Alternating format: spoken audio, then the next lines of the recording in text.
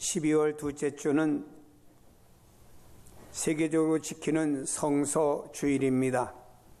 하나님께서 구약시대 때는 하나님의 사람들에게 계시의 말씀을 통해서 혹은 저들에게 꿈을 통해서 어떤 기적을 통해서 하나님의 메시지를 전달했습니다.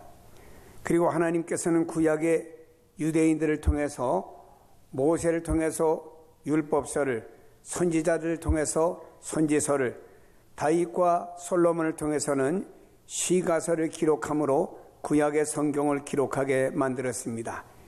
신약에 와서는 주님의 제자들과 주님을 따랐던 사람들을 통해서 하나님께서는 신약 성경을 기록하게 해서 신구약 성경 66권을 완성하게 만들어 주었습니다. 이 성경이 전파되면서 중세 때는 성경이 전파되지 못하는 암흑기에 일어나게 되었습니다. 교황만이 성경을 해석하시는 권한이 있다고 했고, 중세 시대 때는 성경을 라틴어로 읽음으로 인해서 각 나라 사람들이 자국어만 알지 라틴어를 모르기 때문에 성경 말씀을 몰랐습니다. 그저 교회 나감으로 인해서 막연하게 하나님께 예배드리고 막연하게 구원을 받는 줄로 그렇게 생각을 했던 중세 시대 때 하나님께서는 개혁자 루터를 통해서 성경을 독일어로 번역하게 만들었고, 또 이어서 각 나라 말로 성경이 번역되어지면서 사람들이 자국어로 된 성경을 읽으면서 영적인 부흥과 새로움과 변화가 일어나게 된 것입니다. 이 성경에 대해서 영국의 엘리자베스 여왕은 이렇게 말했습니다. 나는 영국을 버릴 수 있어도 성경은 버릴 수가 없습니다. 왜냐하면 영국은 성경으로부터 부강해졌기 때문입니다. 영국은 원래 해적의 나라였으나 성경의 말씀으로 선진화되었고 신사의 나라가 되었고 해가 지지 않는 대국이 되었습니다. 성경 위에서 나라와 민족이 축복받았다고 고백하는 한 나라의 여왕의 고백입니다. 세계적인 설교자 스펄전은 이렇게 말했습니다. 가정에서 하나님의 말씀을 읽고 말씀을 따라 살면 그 가정은 천사가 와서 함께 살게 되지만 성경 말씀을 저버리고 말씀을 따라 살지 않으면 마귀가 주는 어두움이 지배하는 가정이 될 것이다 라고 말을 했습니다. 조지 밀러 목사님 말하기를 성경 말씀이 인간의 삶의 표준과 판단의 근거가 되어져야 된다고 말씀했습니다. 이처럼 성경은 역사의 흐름 속에서 한 국가와 한 가정과 한 개인의 삶을 변화시키며 놀라운 변화와 능력을 가져왔을 뿐만 아니라 영향력을 끼쳤다고 하는 것을 볼 수 있습니다. 오늘날 성경은 전 세계에서 가장 많이 팔리는 베스트셀러이고 고대로부터 지금까지 계속해서 생생히 살아있는 영향력을 끼치고 있는 것입니다. 고대로부터 지금까지 이 지구촌에 성경과 견줄 만한 책은 아직은 아무것도 없습니다.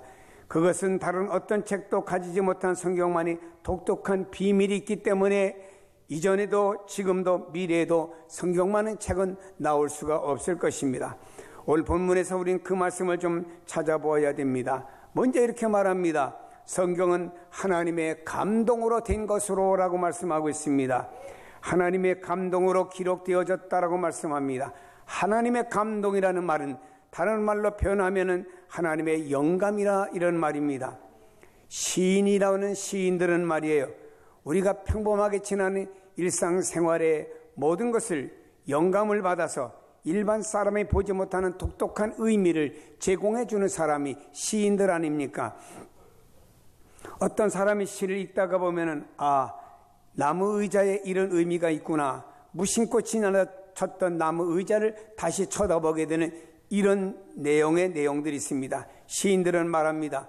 그것은 평상시 공부로 오는 것이 아니라 어느 날 시어와 의미가 영감으로 자기에게 떠오르는 것을 담아서 기록한 것이 시가 되었다고 말합니다. 근데 시가 아무리 아름답고 의미가 깊어도 여기에는 영원한 생명력은 없어요. 우리에게 감동을 줄는지 몰라도 그 안에는 영원한 생명력은 없는 것입니다. 그러나 성경에는 영감이 있습니다. 하나님 영감으로 지어진 책이요, 거기엔 놀라운 생명의 신비가 있습니다. 성경이 바로 그런 책이라고 하는 것입니다. 성경은 그저 우리의 시각이나 지식의 눈으로 보면 기록된 문자에 불과할 것입니다. 근데 성경을 대할 때 하나님의 영감이 임하면은 거기에 우리의 삶을 새롭게 해줄 놀라운 의미와 구원의 길이 보여지게 되는 것입니다. 왜냐하면 성경은 하나님의 영감으로 쓰여진 하나님의 말씀이기 때문입니다. 어떤 사람이 공원 벤치에 앉아서 출애굽기 성경을 읽고 있습니다.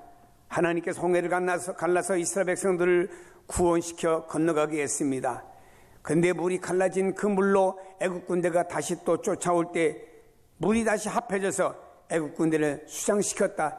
야, 하나님은 어떤 하나님이길래 하나님이 홍해 바다를 갈랐고 다시 합하면서 이스라엘 백성들의 원수들을 다 멸망시켜서 하나님 놀라운 하나님이야, 할렐루야 하며 하나님을 능력을 찬양했습니다.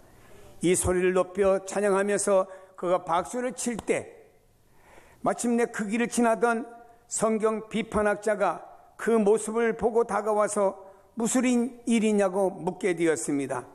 이 사람은 성경을 인정하지만 성경의 기적을 인정하지 않는 비판학자였습니다. 성경을 읽던 사람이 학자에게 자신이 받은 감동, 홍해의 기적을 설명해 주었습니다. 그때 이 비판학자가 이렇게 말합니다. 잘 들으세요. 홍해가 갈라진 것은 진짜 갈라진 게 아닙니다. 이스라엘 백성이 지나간 것은 홍해 가에, 물가에 무성하게 자란 갈대밭 사이를 헤치고 지나갔습니다. 많은 사람들이 갈대밭을 헤치고 지나가다 보니까 갈대가 옆으로 이렇게 눕혀졌습니다. 이것이 마치 바다가 갈라진 것처럼 보인 겁니다. 그래서 당시 사람들이 자신이 지나온 갈대밭을 보니 마치 물이 갈라진 것처럼 보여서 과장법을 써서 성경에 그렇게 기록한 거니까 너무 흥분하지 마시오 라고 말했습니다. 그러면서 말하길 다른 사람이 아마 당신이 홍해 바다가 진짜 갈라져 이렇게 됐다고 하는 얘기를 들으면 당신은 무식한 사람이라고 비웃을 거요 라고 말했지요. 성경을 읽다가 감동을 받은 사람은 순식간에 민망해졌습니다. 잠시 후에 비판학자가 그 길을 떠나 다시 저만큼 가는데 성경을 읽던 사람이 다시 할렐루야 주님을 찬양합니다. 우렁찬 소리로 또 찬양합니다. 길을 가던 비판학자가 다시 되돌아와서 아니 왜 또 할렐루야 하나님을 찬양하냐고 물었더니 그 사람이 말했습니다. 비판학자인 당신이 말이에요.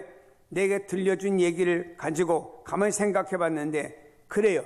갈대밭이 이렇게 옆으로 휘어지면서 그 사이를 이스라엘 백성이 지나갔고 그리고 거기 갈대밭이 옆으로 휘어진 것이 바다가 갈라진 것처럼 그렇게 보였다고 당신은 말했습니다마는 그러나 내가 성경을 읽다 보니까 그 얕은 물가를 애국 군대가 지나가다가 그 물에 빠져 죽었다고 하는 거 보니까 이게 하나님의 능력 아닙니까? 그래서 나는 하나님을 찬양했습니다 라고 하니까 비판학자가 더 이상 할 말이 없어서 얼굴을 붉히고 갔다라는 이야기가 있습니다. 이것이 성경이 말하는 영감입니다. 영감이 없이 성경을 읽으면 성경 책은 현대와 동떨어진 고리타분한 책에 불과할 것입니다. 상식적으로 이해가 불가능한 내용들을 많이 써있는 그 내용 책에 불과할 겁니다. 죽은 자가 살아났다, 병든 자가 일어났다, 홍해바다가 갈라졌다, 보리떡 5개 물고기 2마리 장정이 5,000명 먹고도 12광진이 남는 기적이 가서 일어났다. 이게 어떻게 상식적으로 이해가 가겠습니까? 여러분 이것을 인간적으로 이해하려고 하면 성경은 이해가 가지 않습니다. 그러나 하나님의 영감을 받아서 이 성경을 읽으면 이해가 가고 달라질 줄로 믿습니다. 성경을 기록할 땐 말입니다. 구약성경 창세기서부터 요한계시록까지 하나님께서 약 40여 명의 사람들을 약 1500년 시대 가운데서 말입니다. 하나님의 성령으로 감동해가지고 하나님 원하시는 의도와 목적을 기록하도록 만들었고 저들은 하나님 원하는 의도와 기록을 남긴 것이 오늘날의 신구약 성경 66권이 아닙니까? 그래서 하나님의 감동으로 된 이 성경을 지금도 우리가 읽으며 또한 이거 성령의 감동을 받게 될 때 현장감 있는 말씀으로 받아지고 은혜가 넘칠 줄로 믿습니다. 성경의 기록 하나하나가 하나님의 능력이 담겨져 있고 하나님의 사랑이 담겨져 있고 인간을 향한 하나님의 도우심과 인간의 삶의 길을 여시는 희망의 빛으로 다가오는 줄로 믿습니다. 성경은 유대인들의 역사책이 아닙니다. 그러므로 모든 성경을 그대로 받고 믿어야 되고 그대로 순종해야 됩니다. 고원정이라고 하는 동부증권 사장은 여러 제에는 어머니 오수근 권사님으로부터 성경을 필사한 필사본을 아들이 물려받았습니다. 어머니는 이렇게 말했습니다. 언젠가 너에게 물려주려고 성경을 필사했다며 성경 필사본과 편지를 그 안에 써서 아들에게 주었습니다.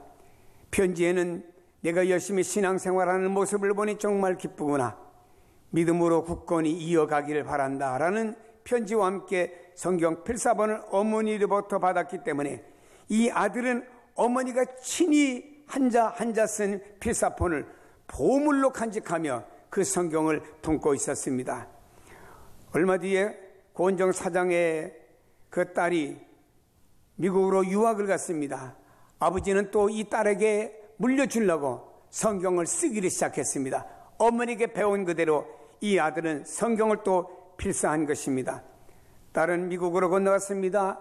가족과 석 달 동안 떨어지다 보니까 그만 언어도 문화도 충격이 와서 방황하는 시간을 보내게 되었습니다. 아버지는 성경 필사본을 다 마친 다음에 이렇게 그 앞에다가 글을 썼습니다. 딸아, 아빠의 모습에서 주님의 향기를 보여주지 못한 것이 미안하고 후회가 되는구나. 지난 929일 동안 한자 써보았단다. 너에게 속지 않은 심정으로 또 너를 위한 시간으로 이 필사본을 썼단다 하고 이 필사본을 안고 미국으로 건너갔습니다. 방황하는 딸을 만났습니다. 아버지는 이 성경을 주며 딸에게 말했습니다. 딸은 아빠, 이제 힘들었지만 다시 교회 나가서 열심히 믿음 생활할게 하는 고백을 딸로부터 아버지가 듣고 돌아오게 되었습니다.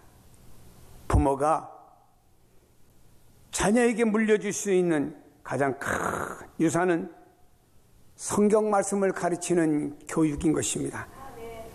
하나님 말씀 그 자체만으로 능력이 있어요. 자녀의 교육을 위해서, 자녀의 성공과 자녀의 행복을 위해서 세상에 많은 것들을 찾아 헤매지 마세요. 가장 위대한 구원의 길은 성경 안에 있고 모든 자녀들의 축복의 미래의 길은 성경 안에 있습니다. 한 교회 부목사님 아들내미가 얼마나 말썽꾼인지 유아원에 입학을 시키면요, 적응을 하지 못하고 얼마나 유아원을 가서 휘집어 놓는지 그만 이 아이는 더 이상 우리 유아원에서 키울 수가 없습니다 하고 계속 가는 유아원마다 이 아이는 퇴학을 맞는 겁니다.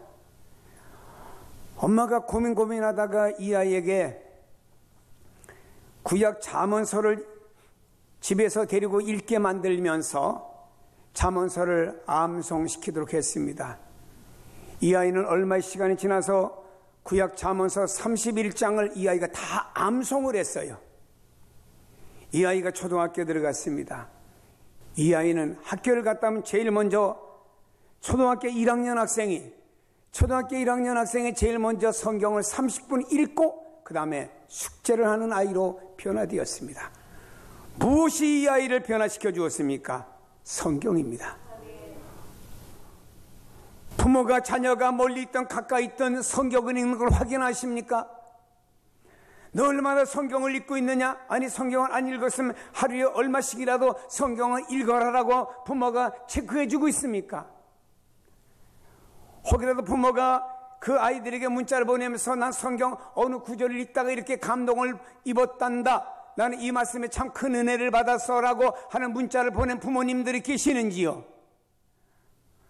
부모님들이 잔소리는 많이 하고 이래라 저래라 훌륭한 사람이 되기 위해서 이래라 저래라 하지만 그것은 그 아이들의 귀 안으로 들어오지 않고 귀 밖으로 스나쳐버리는 소리에 지나지 않습니다. 바람과 같습니다. 그러나 이 아이들은 스스로 성경 하나님의 말씀을 읽습니다. 읽다가 보면은요, 성령 하나님이 감동하실 때 부닥치게 될 것이고 구원의 역사가 일어날 것이 되고 이 아이들이 가는 미래가 달라질 것이고 이 아이들의 축복의 길로 하나님이 인도하실 줄로 믿습니다. 그래서 성경 하나님의 말씀이 중요하다고 하는 것입니다. 17절에 보니 이는 하나님의 사람으로 온전하게 하며 모든 선한 일을 행할 능력을 갖추게 하려 함이라고 그랬습니다. 여기 온전하게 하며라고 하는 말은 헬라어에 보니까 아르티오스라는 말인데 완전히 적합한 의미입니다. 하나님의 사람으로 완전히 적합하게 만드는 것이 뭐냐? 성경이라 이 말입니다. 하나님의 사람으로 완전하게 적합하게 만드는 것은 성경이라. 근데 이는 하나님의 사람으로 했는데 이는이라는 단어는 결과는 접속사로서 성경으로 구원을 받고 성경으로 교육받은 결과에 나타나는 온전해지는 것이라 이런 뜻입니다. 하나님의 사람으로 온전하게 되는 것은 세상의 학문이 아닙니다. 신비한 체험도 아닙니다. 특별하게 받은 은사도 아닙니다. 오직 성경이 하나님의 사람으로 온전하게 만들어주는 능력이 성경 하나님 말씀 안에 있는 줄로 믿습니다. 그러므로 아무리 열심을 내더라도 성경을 떠나서 하나님의 사람으로 온전하게 되지 못합니다. 하나님의 저울로 재보면 턱도 없는 결과를 가져오게 되는 것이죠. 성경을 떠난 열정과 노력, 자기의 열심입니다. 성경을 떠난 열정과 노력과 의는요, 자기 노력에 불과한 것입니다. 그러기에 무엇으로 사람을 구원의 길로 인도하겠습니까? 무엇으로 그들을 교훈하며 책망하며 바르게 하며 의로 교육하겠습니까? 오직 성경 하나님의 말씀만이 모든 것을 가능하게 만들어주는 줄로 믿습니다. 하나님의 사람으로 온전케 하는 능력은 다른 데 없습니다. 성경밖에 없다는 사실을 믿으시기를 바랍니다. 미국에서 대통령 선거가 한창 달아오를 때 후보들이 TV에 나와서 여러 가지 이야기들을 나눕니다. 그때 후보들이 이렇게 물었습니다. 사회자가 당신들은 얼마나 성경을 읽고 가까이 합니까? 라고 하는 것을 질문을 했어요. 우리나라 TV에 대통령들이 나와서 대담할 때는 엄두도 못 낼 이런 질문이 미국은 기독교 국가지만도 이런 일이 일어난 겁니다. 그때 공화당의 후보였던 부시는 이렇게 말했습니다. 나는 1년에 한 번씩 성경을 읽습니다 라고 자랑했어요. 그때 민주당의 후보였던 엘 고어는 나는 어려서부터 철저하게 신앙을 훈련받았기 때문에 성경 지식도 해박하고 그러므로 성경 말씀대로 살기 때문에 스캔들도 없습니다 라고 말했습니다. 이 대통령 후보들은 모두 다 그리스도인들이었습니다. 우리나라 대통령을 취임할 때는요, 대법원장 앞에서 헌법책에 손을 얹고 취임 선서를 하지만 미국 대통령은요, 성경에다 손을 얹고 취임 선서를 합니다. 이 성경이 어떤 성경이지 않습니까? 1789년 초대 대통령이었던 조지 워싱턴이 사용했던 그 성경을 지금까지 보관하면서 대통령이 세워질 때마다 그 성경 위에다가 손을 얹고 취임 선서를 하는 겁니다. 1789년에 얹었던 그 성경에 지금도 그 성경 위에다 그대로 손을 얹고 취임 선서를 합니다. 성경은 하나님이 우리에게 주신 위대한 메시지고 위대한 책입니다. 성경 말씀으로 인해서 변화되어 위대한 삶을 살았던 사람들이 너무나 많습니다. 종교개혁자였던 말틴 루터도 말씀을 읽고 변화되었습니다. 영국을 변화시킨 존 웨슬레도 말씀을 읽고 변화받아서 영적인 지도자가 되었죠. 슈마이처는 말씀을 읽다가 변화받아서 아파트로 뛰어가서 그가 선교사가 되었습니다. 성경이 사람들을 변화시키는 겁니다. 오거스틴도 망난이었습니다. 어머니를 떠났고 이단을 떠났고 어머니가 결혼하기를 원치 않는 여자와 결혼한 방탕한 세월을 지나고 있습니다. 어느 따스한 날이었습니다. 앉아있는데 내 곁에 있는 작은 책을 한번 펴봐라 했는데 곁에 뭐가 있는가 봤더니 성경책이 하나 있는 겁니다. 그 성경책을 쫙 펴지는 순간에 로마서가 나왔습니다. 내가 어둠과 방탕에 있지 말고 빛 가운데로 나기를 바란다고. 그 말씀이 어르신의 마음을 꽉 닫게 만들었고 어머니에게 돌아오게 되었습니다. 어머니 앞에 와 회개하면서 얼마나 그 말씀을 가지고 회개를 했는지 어거스틴 눈이 다 짓물러서 얼마나 눈물이 나서 눈이 다 짓무를 정도로 그러나 하나님 앞에서 회개하는 어거스틴이가 되었습니다. 그 다음에 어거스틴은 초대교회 지도자로서 어거스틴이가 변화된 다음에 너무 거룩한 어거스틴이기에 어거스틴 앞에 붙였습니다. 성 거룩 어거스틴이라고. 성 어거스틴이라는 말이, 다른 말로 어거스틴이라는 말이 그래서 생겨나게 된 것입니다. 사랑하는 여러분, 하나님의 말씀을 통해서 연약한 자를 붙들어 주시고 하나님의 사람을 온전하게 만들어 주고 하나님의 말씀을 우리가 읽고 붙들고 있을 때 불안한 세상 가운데서 마음에 담대함이 오고 기쁨이 오고 평안이 오게 되는 것입니다. 오늘 하나님의 말씀이 얼마나 좋습니까? 마리아라고 하는 여성은 주님이 오자 언니 마르다는 대접하기 위해서 바빴지만 마르다는 주님 안에서 주님 말씀이 얼마나 귀한지, 정금보다 귀하고 꿀보다 더 달게 느껴졌기에 그 앞에서 말씀을 드리며 아멘, 아멘, 아멘 한 것입니다. 성경을 말씀합니다. 이 마지막 시대에 복 있는 사람이 누구냐? 돈 많은 사람, 권력 있는 사람, 아니면 좋은 환경의 구조를 가진 사람, 아니면 전문적인 직업을 가진 사람, 아니면 여러분들의 삶 속에 어떤 탁월한 무엇을 가진 사람이 행복하고 축복받은 사람이냐? 아닙니다. 여러분이 성경을 이렇게 말씀하고 있습니다. 요한계시록에 말씀합니다. 마지막 책인 요한계시록, 우리에게 주어진 마지막 책 요한계시록에 주님이 우리에게 말씀하십니다. 이 예언의 말씀을 읽는 자, 듣는 자들과 지키는 사람들을 말씀대로 사는 사람들이 복이 있다고 말씀하고 있습니다. 그 복이라는 말은 영육의 복을 말하는 것입니다. 여러분, 우리가 하나님의 말씀을 읽을 때 이 말씀은요 금광보다 더 귀한 것입니다. 이 말씀을 읽을 때 이 말씀에서 구원도 캐내고 이 말씀에서 우리가 하나님의 사람답게 온전히 살아가는 삶도 캐낼 수 있고 이 말씀 속에서 가지가지 능력과 축복도 이 말씀 속에서 다 캐낼 수가 있기 때문에 이 말씀이 아주 귀한 말씀인 줄로 믿습니다. 여러분이요, 성경만이 하나님의 사람을 온전케 만드는 능력이 됩니다. 성도들이요, 성경을 읽읍시다. 한 달이 가도 성경 한 장도 안 읽고 하루가 지나도 성경을 한 절도 안 읽은다면 되겠습니까? 저는 때때로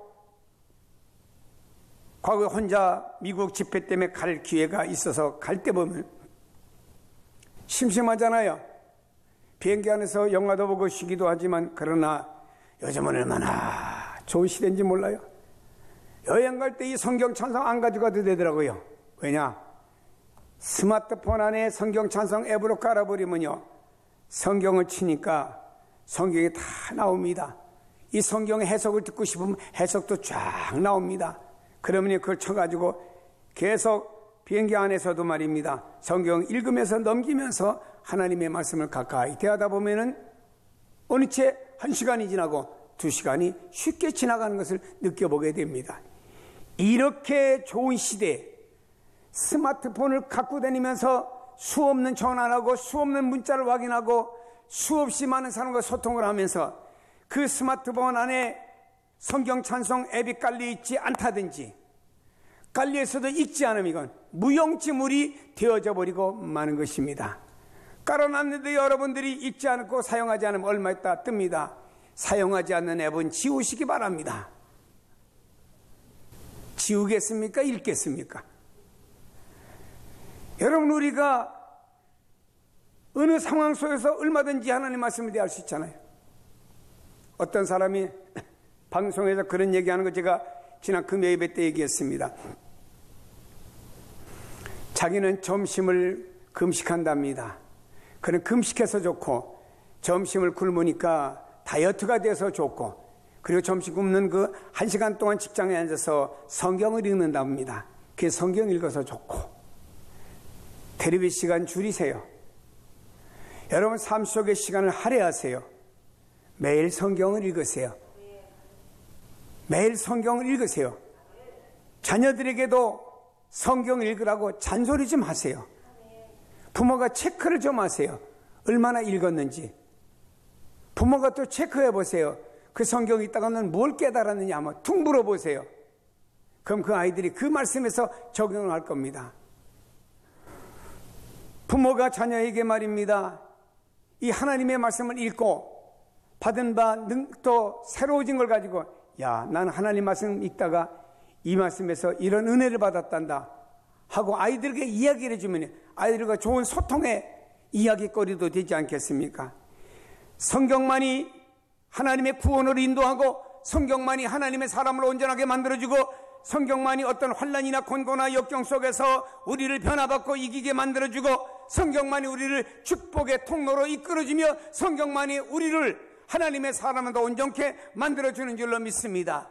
이 성경이 늘 여러분 손에서, 여러분 환경 속에서 익혀짐으로 말미암아 지금도 성령께서 살아 역사하시는 그 성령의 능력의 영감을 모든 성도들이 받아 누리며, 날마다 성령의 영감 속에서 여러분이 살며 그 감동을 따라서 여러분의 삶이 하나님의 말씀 위에 걸어가는 삶으로 변화되기를 예수님의 이름으로 축복합니다.